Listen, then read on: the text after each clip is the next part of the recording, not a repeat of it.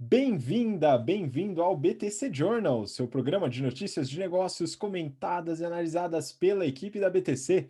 Meu nome é Gustavo Habib, eu sou instrutor de negociação e comunicação, e no episódio de hoje é dia 29 de julho de 2021, falaremos sobre Madeiro tentando IPO, reestruturação da Mattel, TIM e carteira digital, Dark Store da Marisa, modelo de negócio da Orbia. Também vamos falar sobre aportes aqui, nova captação da Notco e também da Kavak, ou Kavak. Aquisições, Magalu com mais uma aquisição e PicPay comprando guia bolso. Resultados, vamos falar sobre resultados da Vale, AMD e Microsoft. E para finalizar, os IPOs da semana, Armac e Traders Club. E para falar sobre todas essas notícias, estou aqui com meus colegas de bancada, Camila Ferreira, instrutora de marketing do General Business Program. Fala, Cá, tudo bem? Oi, Habib, tudo bem? Olá a todos os nossos ouvintes, é um prazer estar aqui com vocês mais uma semana. Muito obrigado. Queria falar que o seu microfone está espetacular, muito bom. Agora sim, vamos para cima. E com a gente também, instrutor de Finanças Corporativas, Valuation e Estratégia, Renato Aracaki. Fala, Renato. Fala Camila, fala Gustavo, né? Esse microfone tá ótimo, isso daí se chama Capex, tá? Muito bom estar de volta. Nessas semanas aí eu fiquei meio de fora aí, porque a demanda estava grande, não dá para reclamar. Queria mandar um abraço aí para todas as turmas do GBP, que a gente está finalizando essa semana, hoje, aliás, né? Então estão terminando aí a turma de férias. E para a turma do Strategy Finance, que a gente começou a semana passada. E tá pegando fogo as aulas, né? O pessoal muito bom, o pessoal sênior aí, fazendo bastante discussões interessantes. Um abraço para todo mundo. E GBP, turmas regulares vai começar agora, hein, pessoal? Vai começar no sábado, né? Uma turma, e mais as turmas durante a semana. Então ainda dá tempo de você entrar, né, nessas turmas regulares. Se você não entrar agora, só em 2022. E aí você vai perder um monte de oportunidade de mercado, como a gente já sabe, né? Então, entre no nosso site www.btcompany.com.br/GBP. E vamos para cima. Pô, desculpa, semana que vem ainda tem o curso de pricing também, né? Então, terça-feira, curso de pricing, strategic pricing, 3 semanas comigo para eu mostrar todas as técnicas, né, de precificação, definição de produto, definição de força de venda, uma cacetada de coisa, curso tiro curto, mas que, né, como toda a metodologia da BTC, né, muito denso, tá? Então, entre no nosso site também, né, no curso de pricing, vocês não vão se arrepender. Legal? Vamos para cima. Muito bom, né? Para facilitar, o link dos cursos está na descrição do vídeo para você que acompanha a gente pelo YouTube. Já aproveita, faz aquilo que você sabe que todo mundo pede, a gente também pede, ajuda bastante os canais. E a gente, se você quiser colaborar, se inscreve no canal, ativa as notificações e curte o vídeo também agora ou depois de ouvir as notícias, se você curtiu, tá? Mas ajuda bastante o algoritmo do YouTube a trazer relevância e espalhar esse conteúdo para mais pessoas. E se você acompanha a gente pelo BTC Cast, também compartilha com seus colegas, vai lá no Zap, manda o episódio para a turma, porque a gente vai falar sobre muita coisa relevante, importante para você entender mais sobre o mercado, sobre negócio, estratégia, finanças e marketing. Então, vamos lá, começando com a primeira notícia, pessoal. Aqui a gente vai falar um pouquinho sobre o modelo de negócio, mas antes da gente começar, isso daqui surgiu em algumas aulas, tanto do GBP como do Strategy and Finance, né, perguntando, a gente já falou sobre essa empresa e vamos falar mais um pouquinho rapidamente. Valor econômico. Madeiro busca IPO de 2 bilhões de reais para diminuir dívida. Renato, recentemente, no episódio que você acabou não participando, eu retomei aquela análise que a gente tinha feito sobre os financials, né, resultados do Madeiro. Ele tinha desistido do IPO e agora voltou, né? O fantasma do IPO para o Madeiro. O que está acontecendo? Será que eles vão conseguir? O que você acha? Boa. Bom, essa daqui é bem curtinha, porque a gente vem analisando já há algum tempo aí os resultados do Madeiro, inclusive foi até case, né, da aula de ontem, né, do Strategy and Finance Program, e aí eu mostrei a situação delicada, tanto é que o relatório da PwC já fala das incertezas da continuidade da operação. Legal. E agora, eles estão precisando de dinheiro para conseguir eventualmente rodar a operação, vão tentar fazer a abertura de capital. Pessoal, dê uma olhada nos financials, dá uma lida ali no relatório da auditoria, e aí você vai tomar a decisão se você entra nessa abertura de capital ou não. Uma coisa é certa, eles estão buscando um valuation de 3 bilhões de reais, né? que é exatamente o mesmo valor que o Carlyle entrou lá em 2018, 2019. Então, provavelmente o Carlyle vai querer sair desse negócio para tentar recuperar, né, minimamente o capital investido lá atrás do mau negócio que eles fizeram. Obviamente, a gente tem que levar em consideração a pandemia, mas, né, como a gente aqui é muito frio e analisa bastante os números, entre no site do Madeiro, dê uma olhada nos financials e tome a decisão. Né? Na minha visão, eu prefiro comer Madeiro do que comprar a ação do Madeiro. Mas vamos lá. Pois é, eu concordo plenamente. E se você quiser entender nos detalhes os financials, as análises, volta no episódio que a gente comenta sobre os resultados do Madeiro. Está recente, vai lá dar uma olhada que vale muito a pena. E claro, pega as informações também no site oficial, Relações com Investidores, e as informações auditadas, que é muito importante para você desenvolver essa análise e tomar suas próprias decisões também. Bom, vamos para a próxima notícia, também curtinha, né? Aqui falando sobre um turnaround interessante, né? Uma reestruturação. Peguei do Valor Econômico. CEO reestrutura Mattel e aproveita a onda de nostalgia. Renato, aqui mais uma empresa que a gente analisou, essa já faz um tempinho, mas vale a pena retomar o que aconteceu com a Mattel. Vamos lá. Mattel é uma empresa que vende brinquedos, né? Barbie, Fisher Price, Hot Wheels, etc. A gente já vem acompanhando há algum tempo, pelo menos 2 anos aí, o turnaround do negócio. Então, toda empresa que entra em processo de reestruturação, a gente acompanha até para entender quais são as alavancas de geração de valor que o CEO está executando, até para, obviamente, mostrar isso para a sala de aula e prever se esse negócio vai dar certo ou não. Então, a gente já falou bastante sobre isso, ele fez uma grande simplificação de portfólio, começou a desenvolver coisas muito focadas ali nas necessidades da sociedade como um todo, aquela Barbie sem gênero, etc. E parece que os resultados agora estão vindo. Já estavam vindo antes, a pandemia ajudou, obviamente, né? Muita gente começou a comprar bastante coisa para criança para conseguir, né, ter uma vida um pouco mais tranquila dentro de casa, né? Isso daí beneficiou positivamente, né, os resultados financeiros do negócio. Só para vocês terem uma ideia como esse turnaround deu certo, turnaround aqui, ó, peguei o Free Cash Flow. Free Cash Flow acumulado de 12 meses comparados com 2020 e 2021. Eles tiveram um Free Cash Flow negativo de 10 milhões de dólares, né, no período anterior, e agora eles reportaram um free cash flow de 374%. Né? Então, assim, a princípio, todas as alavancas que o CEO começou a executar de tentar desenvolver, né, produtos novos, fazer licenciamento, né, que são novas fontes de receita com praticamente custo zero. Eles fizeram lá o famoso He-Man, né, o He-Man lá com a Netflix, etc. Então, assim, tudo isso que ele executou, tudo está dando resultado. Então, é muito interessante, pessoal, caso você trabalhe com reestruturação ou é um gestor de empresa, dê uma analisada um pouco, num histórico um pouco mais longo, de 2017 para agora, de que a Mattel fez, que esse CEO executou para conseguir transformar uma empresa que estava indo muito mal mesmo, uma empresa agora extremamente promissora, né, e eventualmente agora com os financials bem sólidos. Então, basicamente é isso. Vamos para a próxima notícia. E, pessoal, quem gosta da Mattel e quem gosta do Madeiro, se você analisou o Madeiro, dá um comentário aqui no YouTube para a gente ver aí o que vocês acham, né, do Madeiro, né, se eu estou sendo muito crítico, etc. Mas dê uma olhada no financial, hein? Não adianta ficar falando assim, não, o cara é bom. Não, olha o financial antes de comentar, hein? Bora.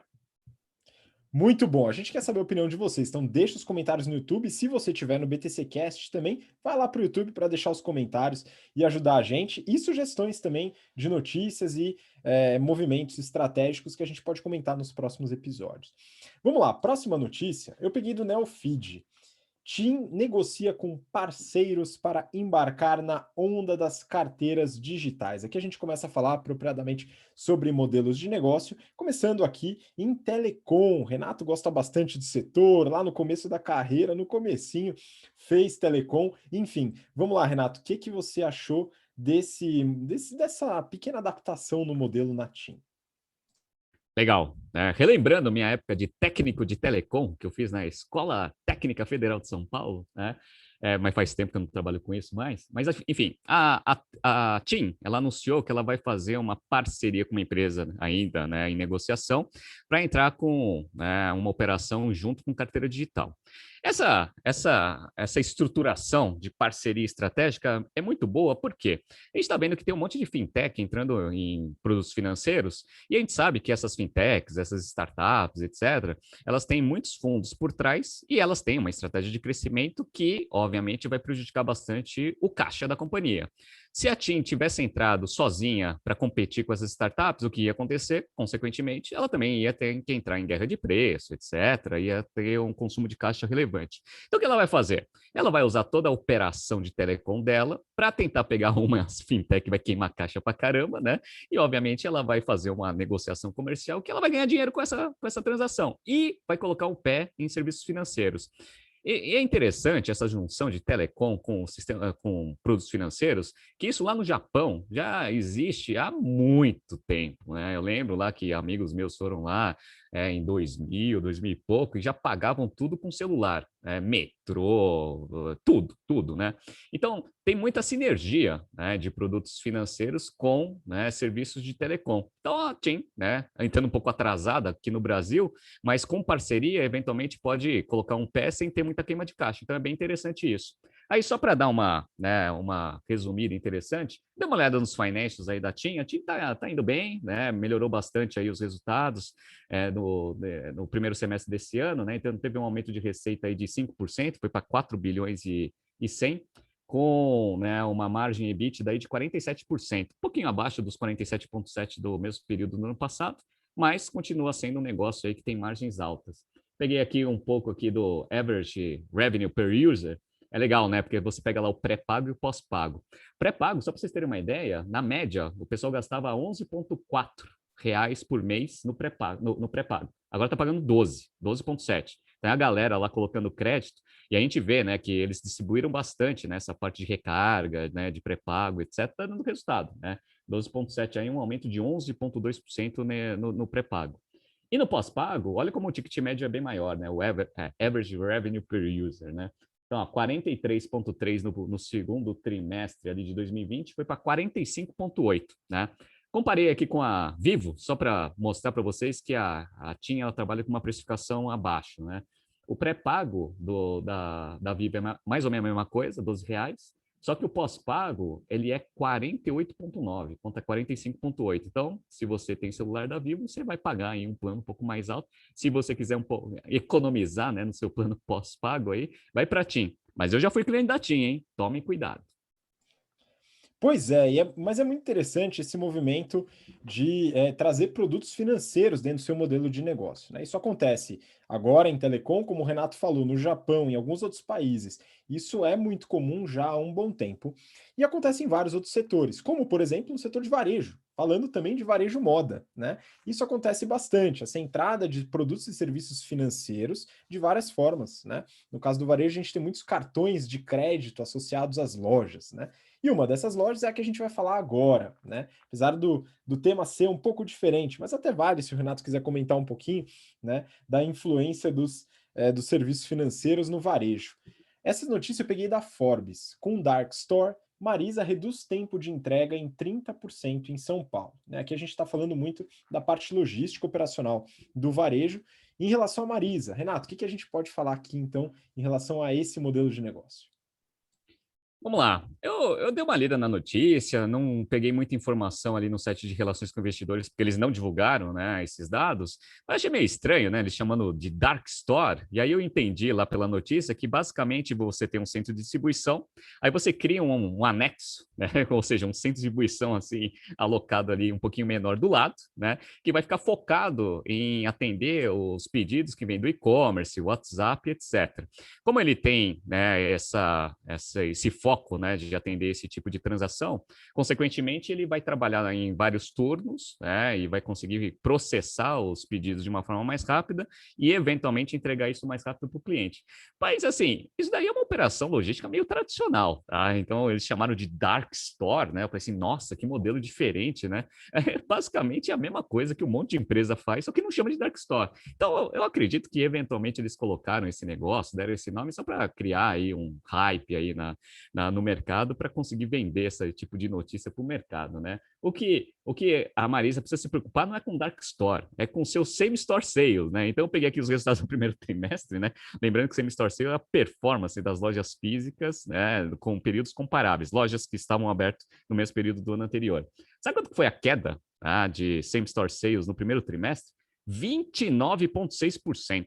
Tá? Então, assim, é aquele negócio, muito custo fixo, você diminui a quantidade de pedidos que você tem, ou seja, de receita do negócio, custo fixo, consequentemente, a margem, né, das lojas físicas do negócio está muito apertado.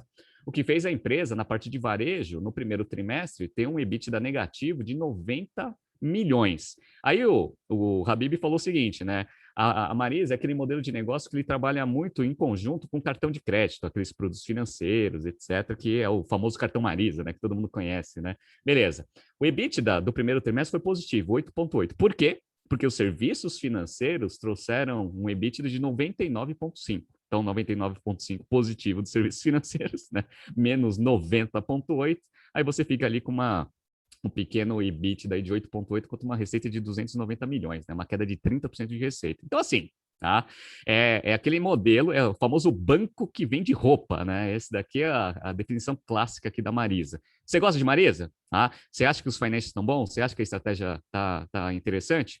Manda um comentário aqui para a gente que eu gosto de dar uma lida na opinião de vocês. Muito bom, né? O que eu acho interessante é que o custo de intermediação financeira do Banco Marisa se dá em produtos de roupas, né? Isso é muito curioso. Mas é interessante porque esse modelo acaba dando uma bela sobrevida, né? E muita rentabilidade para muitos dos varejos hoje em dia, né? Todos eles usam essa estratégia, né? Inclusive alguns que a gente vai falar daqui a pouquinho, que a Camila vai comentar. Mas vamos lá, para a próxima notícia, falando ainda de modelos de negócio, eu peguei uma da Forbes e o título é exclusivo: Orbia, joint venture da Bayer e Bravium, faz duplo movimento de expansão para entrar na casa do bilhão. Renato, Orbia, né, a gente está falando aqui de uma plataforma, né, voltada para produtos agro. E aqui esse modelo é bem diferente, né, bem curioso, de uma empresa que a gente tem bastante proximidade aí, que é a Bayer. Pessoal, abraço aí pro pessoal da Bayer. Enfim, vamos lá, Renato, o que a gente pode falar aí da Orbia? A Orbia é um caso bem interessante de empresas gigantescas tentando entrar nesses novos modelos de negócio vindo de tecnologia e internet. Então, eles criaram a Orbia em 2012 para ser um plano de fidelização. Um plano de fidelidade onde os clientes e fornecedores ali da Bayer eventualmente poderiam fazer transações ali e ter lá os pontos, né, para você conseguir trocar dentro do seu ecossistema.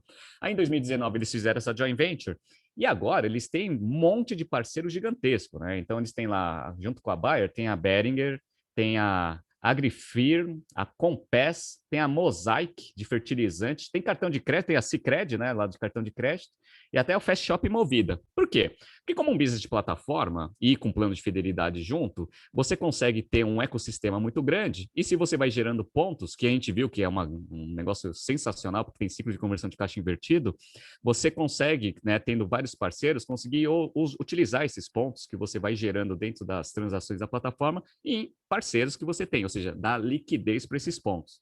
Então, é um negócio que vem crescendo bastante. Eles falaram que eles têm mais de 183 mil produtores cadastrados. Basicamente, ele pega todo o ecossistema do agronegócio do Brasil e aí você consegue ir, né, fazendo trade entre comprador, vendedor, e aí você vai utilizando planos de fidelidade e, eventualmente, o business de plataforma para a Bayer eventualmente conseguir um FII da transação. É interessante porque tem até concorrente da Bayer, né, vendendo produtos ali dentro da plataforma. Mas para a Bayer é ótimo. Por quê? Porque mesmo dando um pouco de receita, né, e oportunidades ali de market share para alguns concorrentes, ele também consegue oferecer os seus próprios produtos e, consequentemente, ainda tem, né, as informações que a plataforma pode, né, dar para a Bayer para ela conseguir eventualmente criar novos produtos. E é o que eles estão fazendo. Então, eles estão entrando em café, vão começar a fazer muito trade e vão fazer muita operação de crédito. Para quem faz o curso tanto de estratégia corporativa da BTC, né, tanto no Strategy Finance quanto no GBP, ou eventualmente, né, a parte de finanças corporativas, a gente sabe que business de plataforma, junto com estratégia financeira, é um excelente negócio. Então, esse é um caso bem interessante, pessoal. Se você trabalha numa multinacional gigantesca e acredita que inovação só vem de startups, né, empresas nascentes, novas, etc., dá uma olhada nesse case da Orbia, que é um case sensacional, case que a gente utiliza aqui nos nossos cursos. Muito bom, né? A gente analisa várias empresas, isso nas aulas de inovação, lá no curso de marketing que a Camila, que está aqui presente, ministra também, sobre os processos de inovação das grandes empresas, voltados para a inovação aberta, a famosa Open Innovation. Então, vale a pena entender um pouco melhor desse conceito, né? E agora a gente vai mudar um pouquinho de assunto, falar sobre alguns aportes, né? E claro, aqui a gente fala de uma empresa startup, se a gente puder chamar assim. E já aproveito para mandar um abraço para a nossa instrutora, a Júlia, que também é head de Growth e Expansão nesta empresa. E eu vou falar aqui da notícia do Neofeed. Menu bilionário, Notco capta 235 milhões de dólares e se torna a primeira food tech unicórnio da América Latina. A gente não pode falar que é mais um unicórnio brasileiro, né? Porque no caso ela nasceu aqui no Brasil, está expandindo bastante aqui, mas é mais um unicórnio para o Reino Encantado. Cá, o que você achou desse aporte, né? O que a gente pode falar da Notco? Muito bom, Habib. Essa rodada ela foi liderada pela Tiger, né, desse novo investimento, e a empresa foi avaliada em 1,5 bilhões de dólares, ou seja, né, o primeiro unicórnio da América Latina dentro do setor de food techs, né, plant-based. Eu sou super fã da Notco, sou super fã dos produtos, né, e eu já olho para esse mercado já faz um tempo. Falando um pouco, né, sobre essas empresas pioneiras no setor, a gente tem duas, a Beyond Meat e a Impossible Foods, tá? A Beyond Meat, ela abriu capital em 2019, então ela saiu de um valuation de 1,5 bilhão de dólares para 8 bilhões de dólares. Então, foi um crescimento bem expressivo. A Impossible Foods, ela está avaliada hoje já em 4 bilhões de dólares e já também atraiu vários investimentos de várias celebridades, assim como a própria Notco, tá?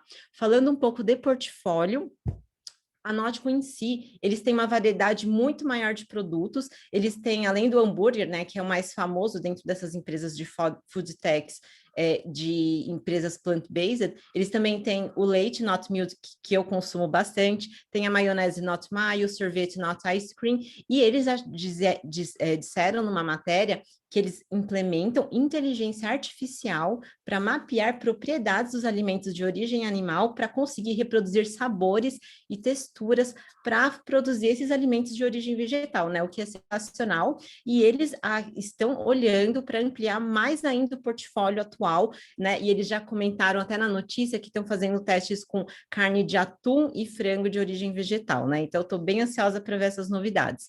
Falando sobre expansão regional, né? Eles entraram nos Estados Unidos no final de 2020, eles estão fornecendo produtos para aquela grande rede, né, o Whole Foods, que vende vários produtos, né, naturais, integrais, enfim, plant-based, e eles esperam que esse país, né, os Estados Unidos, represente 50% do faturamento em 2022. Bem agressiva essa meta, né? Bem interessante. Além disso, eles querem fazer também expansão para outros países como Canadá, ir para a Europa, entrar na Ásia, além da chegada, né, no México e outros países dentro da América Latina. Aqui no Brasil, a Nautico ainda está focado no estado de São Paulo e em varejistas como Pão de Açúcar, Carrefour, São Marché e Mambo, né? Eles também têm um e-commerce próprio e fazem marketplace como a Amazon e Mercado Livre. Tá? E aí eles comentam que parte desse aporte que eles acabaram de receber vai ser para aumentar a capilaridade em todo o país. Tá? Sendo também focados para aumentar o time local, né? Fazer investimentos em P&D e em marketing também para aumentar, né, a presença da marca aí no nosso país. Falando um pouco do mercado de food techs, né? O que a gente prevê ali de crescimento, de acordo com uma consultoria americana, eles dizem que esse mercado de food techs vai movimentar cerca de 27,9 bilhões de dólares em 2025. Então, é um mercado muito aquecido, tanto que grandes empresas como Nestlé, Unilever, JBS, Marfrig, BR Foods já estão direcionando alguns investimentos, fazendo joint ventures para atuar nessas frentes, tá? Então, muita gente já está olhando e já está querendo atuar e lançar novos produtos, e eu estou vendo vários lançamentos muito bacanas nesse setor, tá? Falando de concorrência aqui no Brasil, a gente tem a empresa, né, que já é famosa Fazenda do Futuro. Ela foi fundada em 2019 e já foi avaliada em 715 milhões de reais, né? E já estão vendendo produtos para a Alemanha e Holanda. Então, assim, um mercado super aquecido, muito promissor, e a gente vai ficar acompanhando aqui no BTC Journal qual que vão ser as trajetórias de crescimento aí da Nautico, e a gente super deseja um super crescimento. E é isso aí.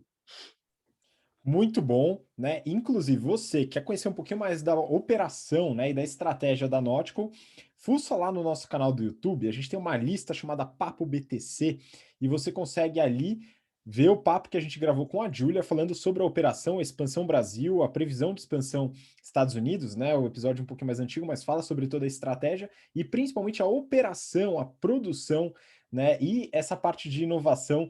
Se você ainda não conhece o Giuseppe, acho que vale a pena para conhecer essa inteligência artificial usada na Nautical. Bom, vamos seguir então para a próxima notícia.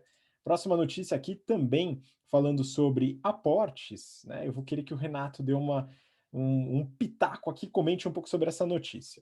Peguei da Forbes aqui, plataforma de carros usados Kavak estreia no Brasil com investimento de 2,5 bilhões de reais. Né? Antes do Renato comentar, só quero fazer um pequeno adendo aqui, que a Camila me lembrou muito bem, né? Kavak, lido de trás para frente, é Kavak também. E para você que está acompanhando o BTC Journal, né, e está muito ansioso e ansiosa por conhecimentos úteis na sua vida, isso é o que a gente chama de palíndromo, tá? Então fica aqui o conhecimento, vai ser o melhor conhecimento adquirido. Não, tô brincando, tem muita coisa muito mais importante aqui, mas vai que você usa isso alguma vez na vida. Bom, Renato, por favor, vamos lá, Kavak. Vamos lá. Kavak é uma empresa de tecnologia, né, que faz transações de carros usados, nasceu lá no México, recebeu aporte de uma cacetada de fundo, inclusive o SoftBank, e ele decidiu entrar no Brasil. Por quê? Porque o Brasil é o terceiro maior mercado, né, de automóveis no mundo, só perde para os Estados Unidos e para a China. Então, um mercado extremamente relevante em termos de volume, e eles também, né, viraram notícia porque eles anunciaram que eles vão entrar com 2,5 bilhões de reais para montar essa operação e fazer toda a expansão do negócio. Aí o Roger, né, que é o presidente da Kavak no Brasil, ele falou lá que esses 2 bilhões e meio, que é um número relevante, vai ser utilizado para montagem de estoque, porque eles compram carro, né, fazem toda a parte de assistência, dão confiabilidade nessa transação para vender esse negócio para o consumidor final com spread. Legal, tá? E também eles vão pegar esse dinheiro para montar esse estoque, para duplicar a quantidade de pessoas e montar algumas mega lojas, que eles falam que são essas, né, mega lojas que a gente conhece aí no Brasil como um todo. Perfeito, tá? Só que eu dei uma olhada, assim, apesar do número parecer grande, né, 2 bilhões e meio, eu peguei assim, né, fiz aquela continha de padeiro, né, 2 bilhões e meio, né, e eles querem montar um estoque de 100 mil carros, né, aí eu fiz a divisão aqui, né, dá 25 mil reais por carro. Tô achando que a Kavak só vai vender Mob, né, 1900, né, tô brincando, né, 2010, sei lá, né, e assim, eu acho que esse dinheiro não vai ser suficiente para montar esse estoque tão grande, né? Então, ou eles erraram no dinheiro, ou eles erraram no volume de carros, né? Que eles vão querer montar aqui de estoque. Mas, enfim, né? Eu acredito que essa plataforma ela também vai agregar bastante serviço financeiro, né? Que nem foi dito ali no em alguns BTCs Journals passados, né, que acredita, estava entrando nessa parte de financiamento de carro. Então, eu acredito, eventualmente, né, que se esse dinheiro for curto para montar esse estoque, provavelmente eles vão usar algum banco parceiro para começar a fazer essa operação de crédito, para depois, eventualmente, com um volume significativo e tendo um pouco de conhecimento dessas operações, começar a fazer isso com dinheiro próprio. Tá? Vamos ver como que vai acontecer essa expansão, vamos acompanhar. Tem bastante competição, porque esse é um mercado extremamente fragmentado. Vamos ver se eles conseguem consolidar esse negócio, mas eu acredito que com esse tipo de modelo de negócio de compra e revenda de carro, talvez esses 2 bilhões e meio não sejam suficientes. Então, não vai me espantar aí no futuro próximo eles aumentarem um pouco esse valor para conseguir executar essa estratégia, ou eventualmente eles vão mudar um pouco do modelo de negócio, né? Fazendo só mais transações entre comprador e vendedor, que nem o Web Motors, né? Até para conseguir ter um pouco mais de transação dentro da plataforma, ou eventualmente eles vão mudar a meta aí de crescimento do negócio. Vamos ver. Pois é, importante também considerar que além de um mercado razoavelmente fragmentado, vamos dizer assim, bastante disperso entre várias empresas com alta competição, é um modelo de negócio que tende a ter margens bastante baixas, dado que a rentabilidade do negócio se dá pela diferença, né, entre o valor de compra e o valor de venda, e isso exige um alto volume, tá? Então tem várias coisas aí que a gente deve analisar, a gente faz análise nas aulas de estratégia no GBP e também no Strategy and Finance, né? E claro, você que quer se aprofundar nesse tipo de análise para desenvolver na sua própria empresa, para entender melhor o que acontece em diversos mercados, o link está na descrição do vídeo e também do episódio no podcast. Bom, vamos para o próximo tema, né? A gente vai falar sobre aquisições. E eu tinha comentado antes, quando a gente falou sobre a notícia da Marisa, né, que as empresas de varejo, ali falando sobre varejo moda, agora falando sobre varejo de tudo, né, usam muito da estratégia de finanças, né, financiarização, produtos financeiros, e uma empresa que faz isso muito bem é a Magazine Luiza, né? Dentre outras coisas que ela faz bem também, como aquisições. Essa notícia é do Neofeed e o título é o seguinte: Magazine Luiza compra Sode e acelera nas entregas ultra rápidas. Cá, a gente já falou das estratégias, né? A Magazine Luiza está com um rol razoavelmente grande de estratégias, mas um dos focos principais, né, se a gente puder falar assim, é justamente nas entregas rápidas e de produtos, vamos dizer, entre aspas, perecíveis, ou que necessitam uma entrega mais rápida. Aqui parece que se encontra nessa estratégia, né? O que você pode falar dessa aquisição? Boa, Habib. Realmente, a Magazine Luiza quer agilizar as entregas a todo custo, né? Então, essa marca a sua 22ª aquisição em 1 ano e meio. Então, a Magazine Luiza está comprando empresa a rodo e ela está comprando agora essa SOD, que significa Soldados da Entrega. Ela foi uma empresa fundada em 2015 em Recife e esse valor da transação não foi revelado, tá? A SOD já era parceira da Magazine Luiza nessa modalidade que eles chamam de Ship from Store, ou seja, as entregas elas são feitas a partir da loja em até 1 hora para o cliente. Então, é muito bom esse tipo de serviço. Essa modalidade já está presente hoje em 140 lojas do Magazine Luiza em 30 cidades, né? E eles têm como objetivo trazer esse tipo de modalidade, né, de entregas rápidas para todas as capitais ainda neste ano de 2021. Então, é muito agressivo o crescimento da Magazine Luiza ainda para esse ano, tá? E eles comentaram que quando existe essa modalidade de ship from store, né, essa modalidade representa de 70% a 80% das vendas das lojas. Então, é um acréscimo muito relevante, tá? Falando um pouco sobre também a atuação da Sode, essa empresa que a Magazine acabou de comprar, ela além de atuar nessas entregas ultra rápidas, né, tanto da Magazine Luiza quanto dos parceiros da Magalu, eles também estão entrando numa categoria nova, né, de refeições e itens de supermercado. Então, olha a Magazine Luiza entrando para concorrer forte com iFood e o Rappi, né, desculpa. Então, né, ainda nesse ramo de aquisições, a Magazine Luiza já fez várias aquisições nessa área de deliveries, né, foram 4 aquisições em aplicativos como iQfome, Tô no Lucro, Plus Delivery, e também fizeram uma aquisição de uma empresa chamada Grande Chef para gestão de restaurantes, tá? Aí vale salientar também que nessa questão de logística, um ponto muito crítico para a estratégia da Magalu, tá? Eles estão tentando bater de frente ali muito forte com o Mercado Livre para se posicionar quem que tem a entrega mais rápida aqui no Brasil, tá? E aí eu vou citar aqui, né? Vou abrir um parênteses para citar, isso aqui não está na notícia, mas que eu estou acompanhando, os Correios estão tá num processo de privatização, né? O projeto está sendo votado lá na Câmara dos Deputados para 100% da venda da estatal, e a Magazine Luiza e a Amazon já se apresentaram como interessados, dentre outras empresas como a AliExpress. Então, assim, todo mundo está ali olhando para otimizações logísticas aqui no Brasil, que é um ponto crítico para qualquer e-commerce ou marketplace, tá? Eu torço para a Magazine Luiza, mas eu sei que essa briga é totalmente desleal, né? Então, a Magazine Luiza tem um grande ali desafio com foco, porque tem várias aquisições, inclusive a gente já até comentou da Kabum na semana passada, né? E parece que toda semana tem uma nova novidade da Magazine Luiza aqui para a gente comentar no BTC Journal, né? E é isso, assim. E aí, Habib, o que você acha dessa aquisição? Olha, eu acho que é um mercado bastante promissor para a Magazine Luiza, apesar de que eu concordo com a Mayara, né, que não está nesse programa, né, tá também num treinamento, mas que falou sobre a dificuldade de se lidar com uma série de empreitadas. A Magazine Luiza está em várias frentes, né, fazendo várias aquisições em várias frentes diferentes.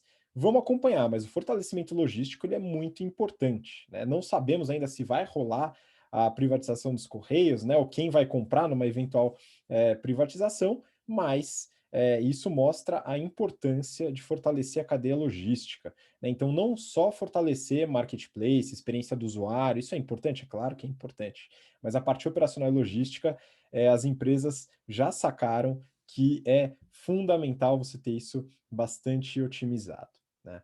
Bom, vamos seguir a próxima notícia. Eu vou continuar contigo, Ká, que a gente vai falar também sobre aquisição da Forbes. PicPay compra 100% do Guia Bolso em aposta no Open Banking. Guia Bolso é uma empresa bastante conhecida por muitos dos nossos ouvintes, né? Inclusive, se você utiliza o Guia Bolso, quiser comentar aqui a sua experiência utilizando, se facilita a sua organização financeira, enfim, coloca aí pra gente. Mas o PicPay agora é dono do Guia Bolso, cara. O que você achou aí dessa aquisição, hein? Eu achei que foi super estratégico para o PicPay, tá? Porque o Guia Bolso, ele é uma das empresas pioneiras de Open Banking aqui no Brasil. Vou explicar rapidamente o que é Open Banking ou esse sistema financeiro aberto, tá? Trata-se de uma iniciativa do Banco Central do Brasil e é um sistema que já outros países utilizam, por exemplo, Austrália, Inglaterra, Alemanha, e tudo respaldado pela LGPD. Ou seja, eles têm uma preocupação enorme quanto ao controle, né, e manipulação dos dados dos seus usuários finais. O que significa, né, esse Open Banking? Imagina assim, eu sou correntista de um banco A, quer dizer que se eu quiser fazer qualquer outra transação financeira, pedir um empréstimo e tal, o Open Banking me possibilita fazer a partir de diferentes plataformas, porque essas informações bancárias podem ser compartilhadas de maneira totalmente segura entre as partes, tá? Então, o Open Banking vem para aumentar a competitividade do mercado, né, e trazer uma democratização a esse acesso ali a produtos financeiros de uma forma segura. Então, legal. Só que o que acontece? O Guia Bolso, eles já se posicionavam como sendo, né, como se fosse essa plataforma de gestão financeira, mas eles oferecem essa solução completa de Open Banking, tá? De ponta a ponta. Eles têm cerca de 6 milhões de usuários, tá? E eles se tornaram esse grande portal, né? Conectando vários parceiros, oferecendo produtos de crédito, investimentos pessoais e seguros. Dentro dessa cartela de parceiros, a gente tem Digio, BV, Óramo e a Icatu, então vários parceiros de peso, tá bom? Então, com isso, o PicPay planeja ampliar o quê? As formas de rentabilizar a sua base de clientes, que depois da aquisição superou 55 milhões de usuários. Então, sim, na minha visão, foi uma aquisição bem estratégica, bem interessante para o PicPay, tá? Então, né, salientando todo esse time do Guia Bolsa, que tinha ali cerca de 200 pessoas, vai ser absorvida pela operação do PicPay, que hoje conta com 3 mil pessoas, tá?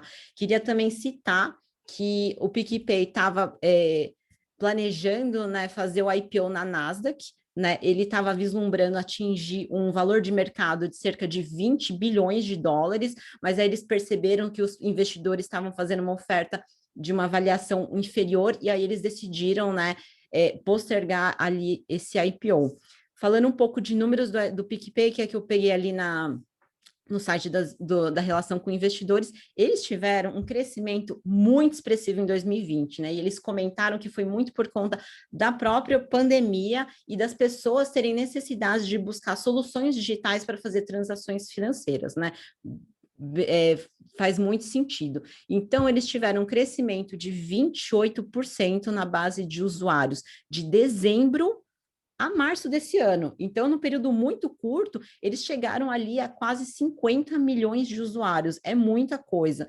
Eles tiveram uma receita líquida de 390 milhões de reais em 2020, representando um crescimento anual de 353%. Bem agressivo, né? E falando um pouco de lucro bruto, eles tiveram 84,7 milhões de reais de lucro bruto, representando um crescimento anual de 118%. Então, assim, a empresa está super alavancada, cresceu muito em 2020 e eu acredito que essa sinergia com o Guia Bolsa vai ser muito benéfica para o PicPay também.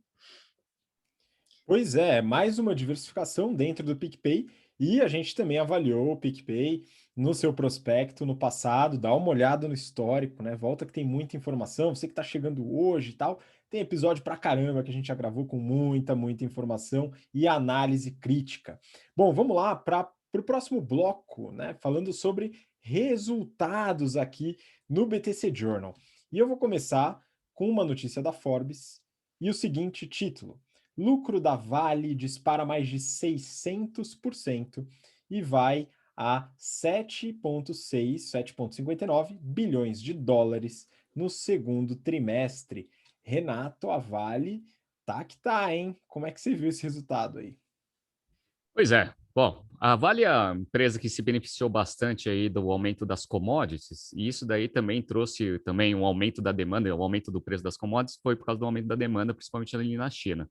Então, essas duas combinações, ainda com o dólar mais alto, fizeram com que o resultado em reais aí da Vale explodisse. Então, eu peguei aqui os resultados dos primeiros 6 meses, só para a gente ter uma ideia do crescimento que a Vale teve desse ano. Então, ó, no mesmo período do ano passado, ou seja, no primeiro semestre, eles tiveram uma receita de 71 bilhões de reais, contra 157 bilhões de reais, ou seja, um aumento de 121%. E a margem bruta disparou, foi de 40,8% para 64,3%. Então, olha aí o aumento de margem bruta assim, relevante, que obviamente trouxe um ganho operacional também muito significativo. A margem operacional passou de 28% para 58%. Estou falando que o negócio parece shopping center, né? Então, com margens operacionais gigantescas. Por que isso aconteceu? Esse negócio aconteceu principalmente pelo aumento acelerado do preço do minério de ferro. Só para vocês terem uma ideia, em janeiro de 2020, o preço médio do minério de ferro estava em 90, 95 dólares. Perfeito. Sabe quanto que fechou em junho? Em junho fechou 214, 214, né? Então, assim, aumentou bastante o preço da commodity, consequentemente, isso daí trouxe, obviamente, o resultado da Vale para a estratosfera. Então, provavelmente vai vir bastante distribuição de dividendo, quem é acionista da Vale está feliz, né? E vamos acompanhar aí de novo, né, esses resultados futuros, porque a China está tentando dar uma segurada aí no preço do minério de ferro, até porque ela está comprando bastante. Então, né, sempre tem essas tensões, né? China, Estados Unidos, estão vendo lá que vão começar a guerra comercial novamente. Vamos ver como que isso vai influenciar os resultados da Vale. Pois é, isso afeta também outras empresas do setor de commodities aqui no Brasil, que a gente já avaliou no passado, né? Então dá uma olhada, mas é realmente impressionante como essa lucratividade cresceu. Bom, vamos seguir para a próxima notícia, aqui falando de um setor que também comentamos recentemente. O Renato fez uma análise da crise dos chips. Então, se você tá assistindo aqui o episódio, já deve estar ligada, que a gente está numa crise de oferta, né? Principalmente para alguns mercados específicos. O mercado automotivo sentiu bastante nessa crise, mas as empresas que vendem chips, né? Enfim, quando alguns choram, outros vendem lenço, né? Então a gente tem essa dinâmica curiosa, e aqui a gente vai falar de uma notícia da Bloomberg, né? O título está em inglês aqui: AMD gives optimistic revenue outlook on strong demand. Eu vou fazer uma tradução aqui livre, né? A AMD traz uma previsão aí otimista de receita com o aumento da demanda. Renato, a gente já falou da AMD aqui, mas faz um tempinho, então acho que vale até retomar, né, o negócio, enfim. O que aconteceu e como estamos com os resultados da AMD? Vamos lá. Bom, a AMD ela também é uma empresa que a gente vem acompanhando a parte de estratégia do negócio. Lá em 2014, eles trocaram o presidente e colocaram a Lisa Su. E essa Lisa Su, ela fez uma transformação na empresa, né, principalmente focando em alguns, né, segmentos bem promissores, como inteligência artificial, cloud, etc., jogos, na parte de gráficos também. E fez toda uma parte de reestruturação também na parte de operações. Terceirizou toda a parte de produção lá para a TSMC, que a gente conhece, né, que é aquela Taiwan Semiconductor Company, que veio crescendo bastante, principalmente na crise dos chips. O caso é meio parecido com o da Vale. Então, quando você tem uma quebra de, um aumento repentino de demanda e a oferta ela não aumenta tanto, o que vai acontecer com o preço dos chips? Vai lá para a casa do chapéu. E é por isso até que muitas produções de carros, etc., estão parando, e os carros efetivamente que têm os chips lá, eles estão sendo vendidos a uma margem muito alta. Perfeito. Só que a AMD está nesse segmento, então ela vai usufruir bastante, tanto do aumento de demanda, quanto o aumento, obviamente, do preço dos chips. Perfeito. Tá? Então, o resultado do segundo trimestre deles foi sensacional. Então, eles tiveram uma receita de 3,8 bilhões de dólares contra 1,9, ou seja, praticamente dobrou a receita ali em relação ao segundo trimestre do ano passado. Aumento de margem bruta foi de 44% para 48%. Então, a gente vê também um aumento de margem bruta, que fez a empresa aumentar suas margens operacionais. Foi de 9% para 22%. Tá? Então, é interessante, por quê? Porque ela fez uma recente aquisição em junho da Xilinx, né? É até difícil falar, né? Mas ela comprou uma empresa que era minimamente concorrente ali da AMD em alguns segmentos. Para quê? Para conseguir reforçar o tamanho da operação, para, obviamente, conseguir competir com a Intel. Só para vocês terem uma ideia, a Intel teve uma queda de receita aí de um trimestre para o outro. Então, a gente percebe que a AMD está muito bem posicionada. Quais são os segmentos mais promissores? Eles cresceram muito na parte de enterprise. Criou-se várias parcerias estratégicas e uma delas foi com o Google para fornecer processador, principalmente para sua estratégia de cloud. E como ela está super bem posicionada em cloud, que é, né, o foco de várias empresas de tecnologia, a tendência é que a AMD ela tem um crescimento exorbitante nos próximos trimestres e, consequentemente, vai trazer os seus resultados financeiros também para bastante positivo. Então, é uma empresa aí que também mudou bastante de estratégia e que a estratégia está dando muito certo, principalmente no cenário que a gente está acompanhando agora. Pois é, e isso, todos esses produtos da AMD, né, são fundamentais justamente para fortalecer essa estratégia que algumas empresas têm, que o Renato acabou de comentar, de fortalecer sua estrutura de cloud, né? E isso nos traz a próxima notícia, que é da Forbes, e o título é o seguinte: Microsoft supera previsões de analistas com maior demanda por computação em nuvem. Então, justamente para consolidar isso que o Renato comentou, né, existe essa demanda alta por cloud, né, computação em nuvem, e a Microsoft também fortalece muito essa sua unidade de negócio. Renato, como estão os resultados aí da Microsoft? Bom, só para a gente fechar com chave de ouro, né? A gente falou de um monte de estratégia bem sucedida, etc. Mas a mais bem sucedida que a gente está vendo nesses últimos tempos é da Microsoft, né? O Satya Nadella, ele fez uma transformação na Microsoft e fez o negócio virar uma máquina. Já era uma máquina de dinheiro, mas agora virou uma máquina de dinheiro crescente, né? Esse que é o ponto, né? Então ele apostou bastante no Azure, né? Na parte de Intelligent Cloud que eu falei para vocês. E esse negócio está dando muito resultado. Só para vocês terem uma ideia, a gente tinha falado que, e eu particularmente gosto muito da Microsoft por causa do balanceamento do seu portfólio. Eles têm lá 3 linhas principais ali, 3 segmentos de atuação, que é o Productivity and Business Process, que geralmente era o carro-chefe ali, mas um pouquinho, né, em termos de receita. O Intelligent Cloud, que é o foco da estratégia que ele colocou há 2 anos na empresa e ela vem crescendo bastante nisso. E o More Personal Computing, que é um monte de coisa lá, que tem toda a parte de hardware, LinkedIn, etc. Tudo era mais ou menos um terço, um terço, um terço, ou seja, 36% ali de representatividade. No primeiro trimestre do ano passado, o cloud ele já ficou um pouquinho acima de todas as unidades de negócio, já era um pouco mais representativa. Agora, essa diferença aumentou para caramba. Peguei aí os resultados dos últimos 12 meses, pegando, né, 30 de junho de 2002, 12 meses para trás, e obviamente 30 de junho de 2021 para trás. Tá? Então, eles tiveram uma receita ali de 168 bilhões de dólares contra 143. Tá? E a representatividade de receita do Intelligent Cloud passou para 36%, contra 32% das outras 2 unidades, ou seja, já está despontando ali em termos de representatividade de receita. Tá? Então, uma estratégia muito bem sucedida. E as margens aumentaram pra caramba, né? Então, ó, a margem, né, a margem operacional do Productivity and Business Process é 44%, do Cloud passou de 37% para 43,3%. E aquele negócio, né? Você vai aumentando a receita com o custo fixo, você vai diluindo o custo fixo, vai aumentando a margem operacional. Então, a margem operacional também do Cloud já está semelhante, né, à principal unidade de negócio, que era a principal unidade de negócio da Microsoft. E aí, o More Personal Computing está com 35%. Dê uma olhada nos produtos que mais cresceram. Sabe o produto que mais cresceu nesse trimestre em relação ao mesmo trimestre do ano passado? LinkedIn Marketing Solutions, tá? A galera tentando contratar a gente, né? Aumentou 91%, né? Trimestre contra trimestre, tá? E aí depois, o segundo foi a parte do Azure, 45% de crescimento, Dynamics 365, 42%, junto com LinkedIn, o próprio LinkedIn, né? Então tem LinkedIn e LinkedIn Marketing Solutions, né? Então o LinkedIn cresceu 42% e só essa parte de Marketing Solutions cresceu 91%.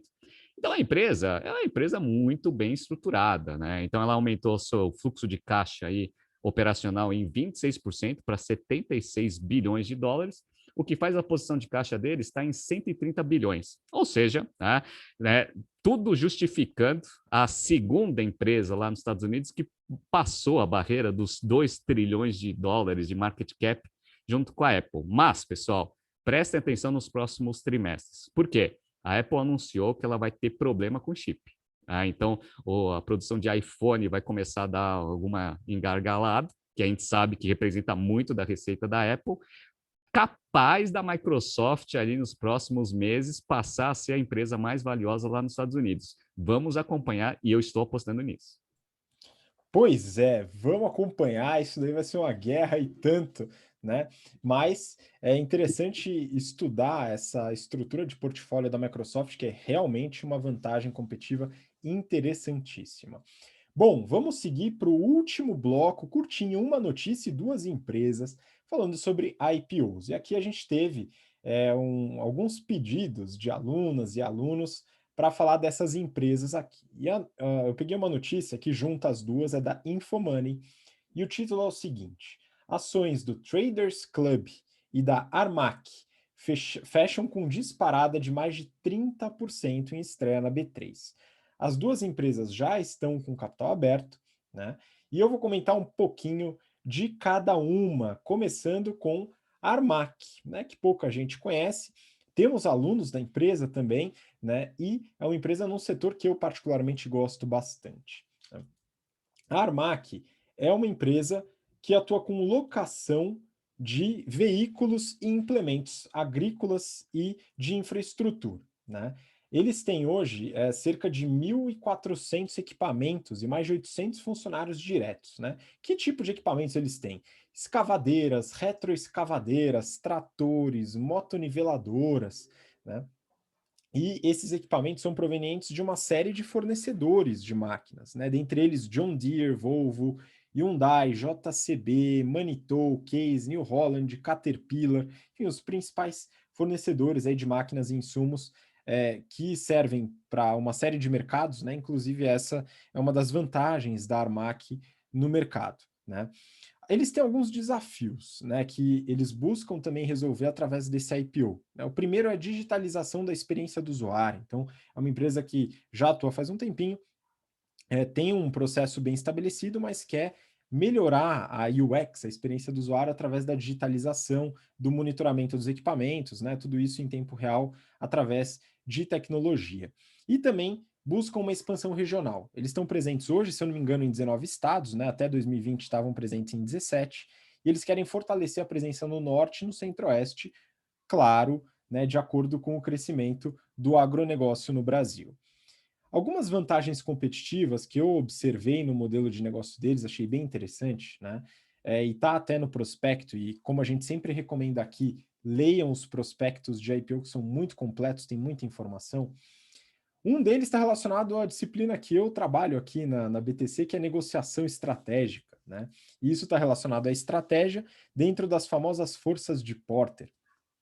Eles não têm exclusividade ou dependência de fornecedores, eles têm uma série de fornecedores à disposição para aquisição das máquinas, né? E depois eles vão pegar essas máquinas e alugar. Funciona muito parecido com modelos de locação de veículos, tipo Localiza, Movida, né? Enfim, esse estilo de empresa mais voltado para máquinas, né? Eles não têm essa exclusividade, né, ou dependência de fornecedores. E com essa quantidade de fornecedores presentes no mercado, eles têm um alto poder de barganha, né, dado que eles têm uma presença forte de mercado, muitas máquinas e atuam em vários segmentos.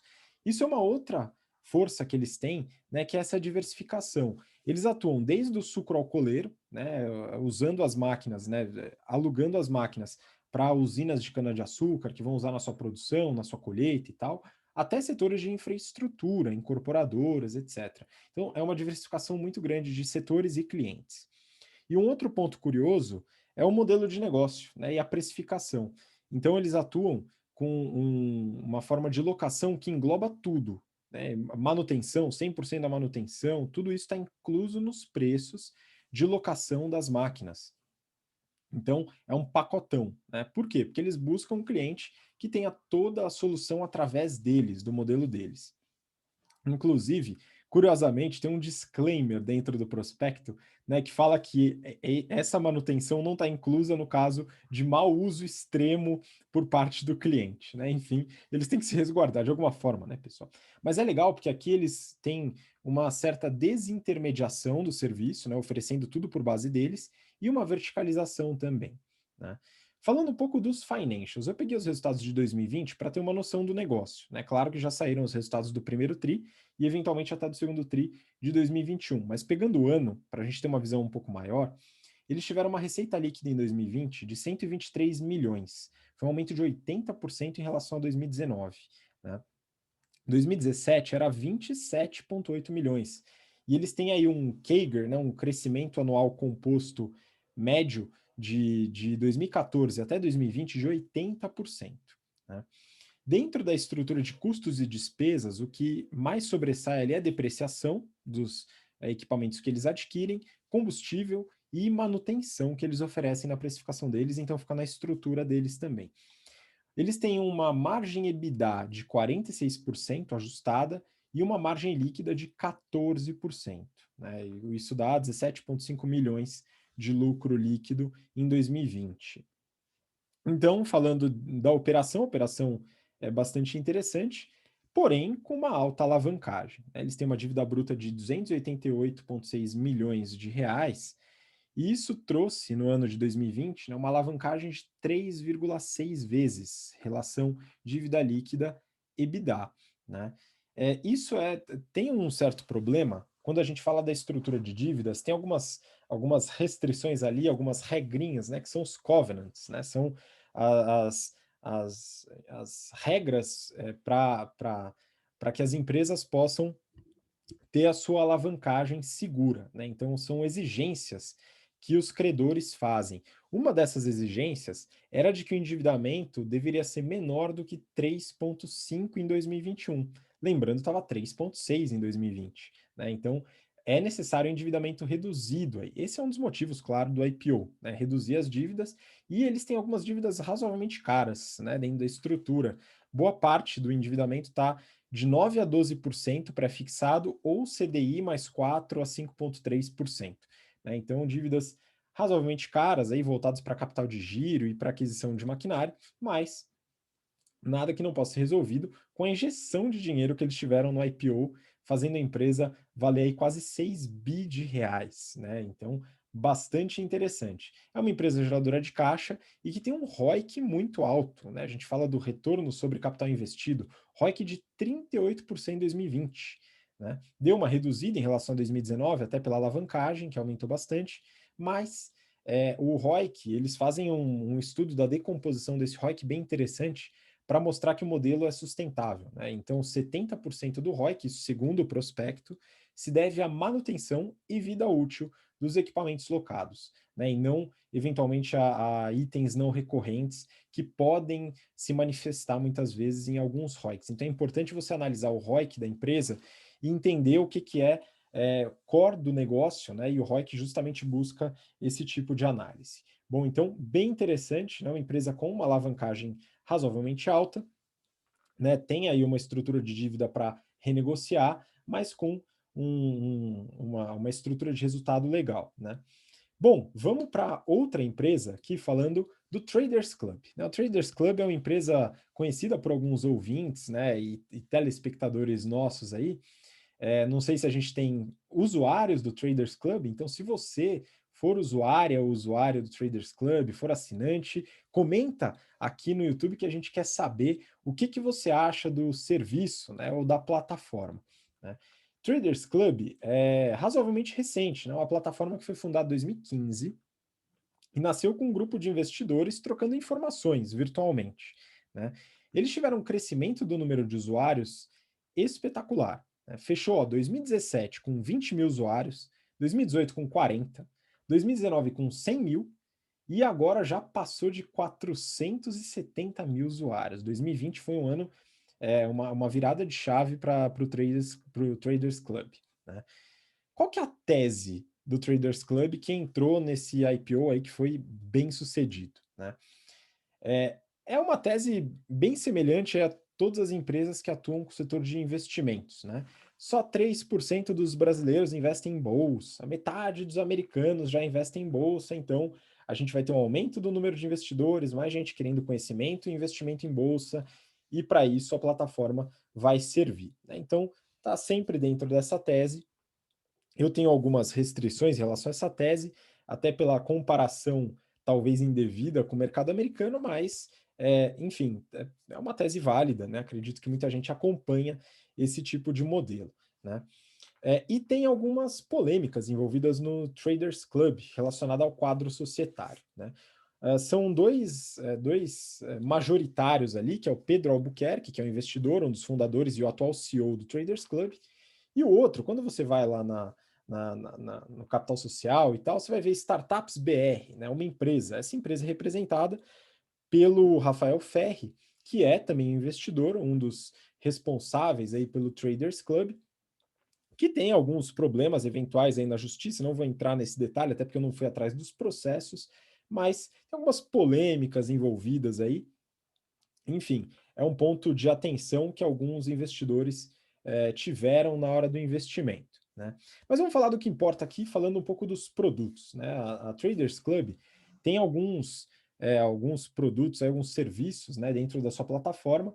Um deles é o TC Labs, que é a área que desenvolve modelos preditivos das ações para compra e venda, muito voltada para trade, né, day trade, swing trade, que a gente fala bastante nos cursos de investimentos e no BTC Money, outro programa aqui do podcast.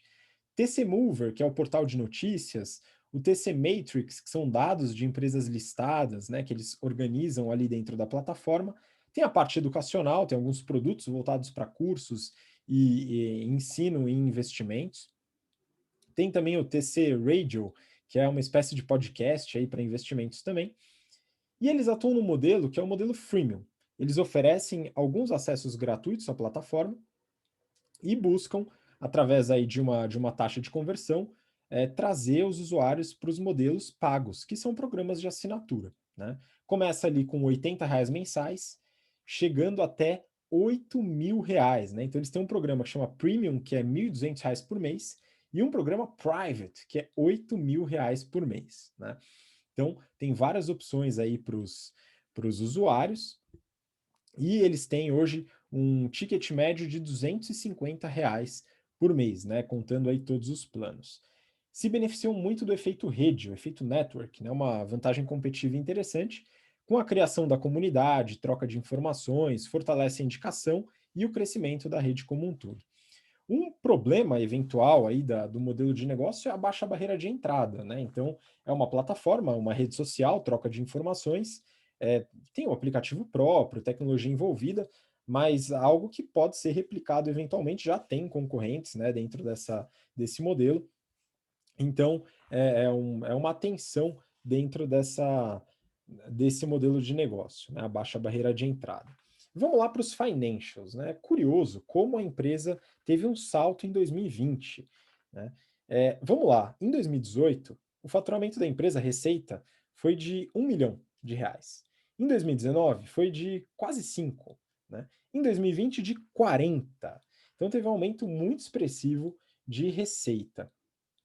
40% dos clientes do Free passam para alguma assinatura, segundo o prospecto, né? E tem esse ticket médio que fechou em 250, já deu uma aumentada agora em 2021. EBITDA, né? Em 2019 tiveram um EBITDA de R$ 600 mil, né? E em 2020, 18,8 milhões, dá uma margem de 47%. E o lucro líquido passou de 400 mil para 13 milhões, né? A gente está falando aqui de uma empresa de pequeno porte, né? Uma empresa pequena, que cresceu bastante de 2019 para 2020, né? Então, um crescimento bem expressivo, com uma rentabilidade interessante também, tá? Então, uma empresa bem interessante no modelo de gestão, né? Eles não têm dívida, é uma empresa sem dívidas, eles têm ali os mútuos, né? Os contratos de mútuo, que são, entre aspas, empréstimos das partes relacionadas, principalmente os sócios principais, que aportaram no negócio, né? E dizem ali no prospecto que não tem incidência de juros e tal, enfim. Essa atitude dos sócios de aportar no negócio é algo interessante e também se conecta com um outro dado no prospecto, que é a remuneração dos sócios e diretores, né?